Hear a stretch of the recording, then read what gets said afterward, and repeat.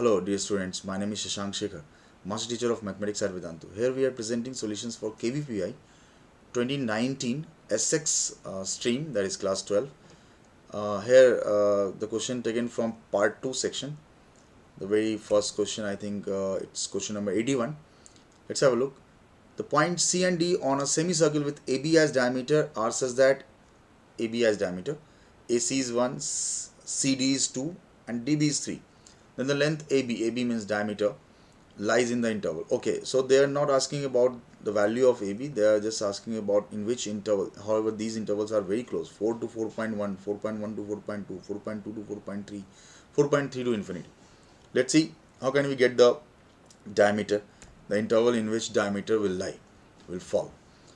So here first of all we'll have to plot a rough figure corresponding to the question.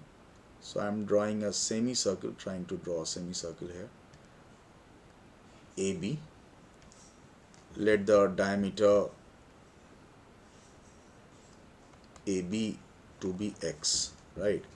Then considering point C, then D,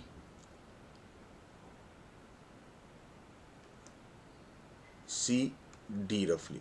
So taking center to be here, joining D with O, joining C with O.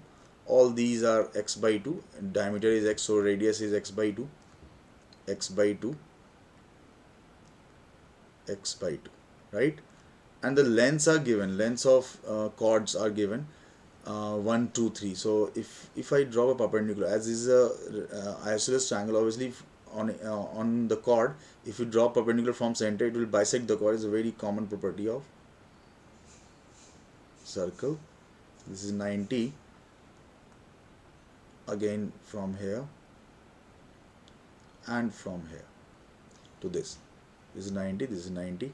So chord length, we actually find chord length using these angles. Suppose these angles are alpha, alpha, both are same, beta, beta, gamma, gamma. Here the chord length total is 3, so this is 3 by 2, 3 by 2. It is 1, 1, it is half, right? So from here, one thing is sure that 2 alpha plus 2 beta plus 2 gamma is 180 because semicircle is there. No? So center pe it would subtend total angle 180 degree. So 2 alpha plus 2 beta plus 2 gamma is 180 degree. So from here alpha plus beta plus gamma is obviously 90 degree. And if I consider any one of these three, like if I write beta is 90 degree minus alpha plus gamma, considering sine of these angles, sine beta would be cos of alpha plus gamma, and the formula for cos is cos alpha cos gamma minus sine alpha sine gamma. Sine sine beta would be here from the right angle triangle. Sine beta would be from here 1 upon, see what are sine alpha, sine beta, sine gamma. I'm writing here. Sine alpha is half upon r x by 2. X by 2 is the radius, that is 1 by x. Similarly, sine beta would be 1 upon x by 2, that is 2 by x, 2 by x, and sine gamma would be similarly 3 by 2 by x by 2, that is 3 by x. So we can write sine beta 2 by x for sine beta. Cos sine alpha is 1 by x, so cos alpha is using PBH rule, perpendicular base hypotenuse from a right angle triangle. So it is under root of x square minus 1 by x. It is under root of x square minus 9, right? Is it fine?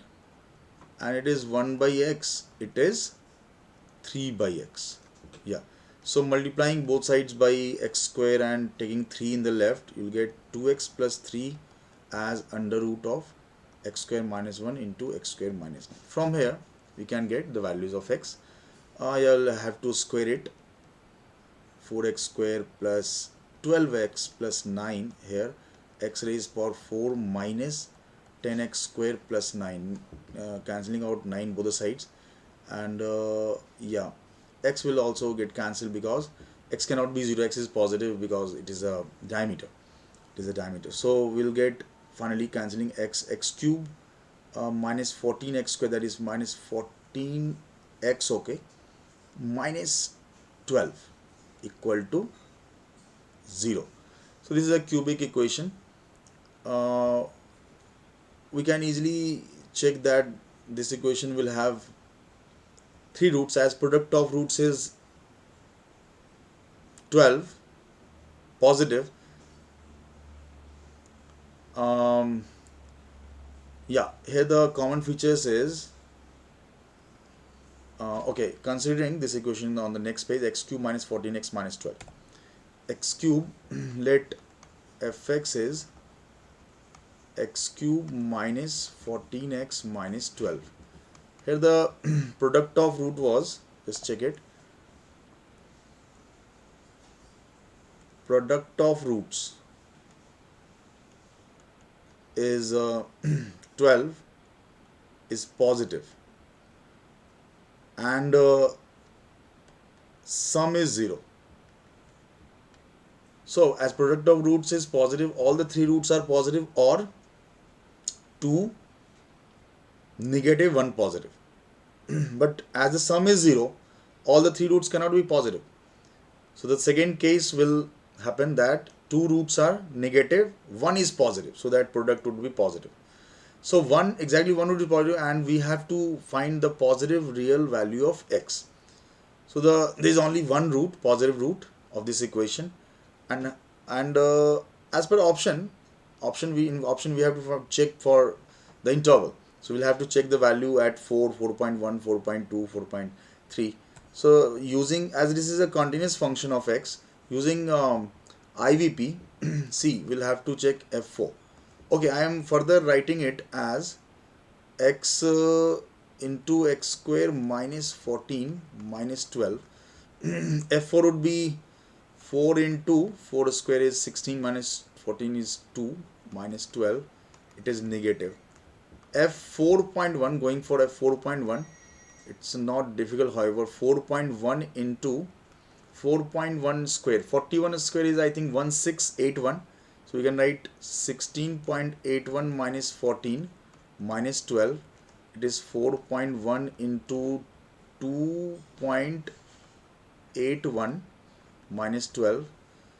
Checking the value of it, when you check in the check the calculation, you'll find that it is okay, 4.1 into 3 is 12, it's a little bit higher, but it is 2, it is not 3, it is 2.81. You'll find that it is a negative number again, so you can check it, and then putting 4.2, the numbers are very close. 4.2 into, what is a square of 4.2? X square, no? So 4.2, 42 square is 1764. So 17.64 minus 14 minus 12. So getting 4.2 into 3.64 minus 12. It is obviously more than 12, minus 12, that is positive number. So here we are getting the sign change in the positive side. So obviously the root, the value of x, the positive value of x is belonging to the interval 4.1 to 4.2. So this must be the final answer to this question. Okay, so finally we arrived to x cube minus 14x minus 12. Then we had to check for the value, the sign of the expression using IVP. This is using intermediate value property of the continuous function, we can say it. So we check the sign at different, we could it is not possible to take to find the root of this cubic within the time frame. So okay, we just check, and it was not needed. In fact, as per option, the option B must be true. We just see, yeah, option B. I hope you understood it as a good problem, and thank you. Stay tuned for the next question.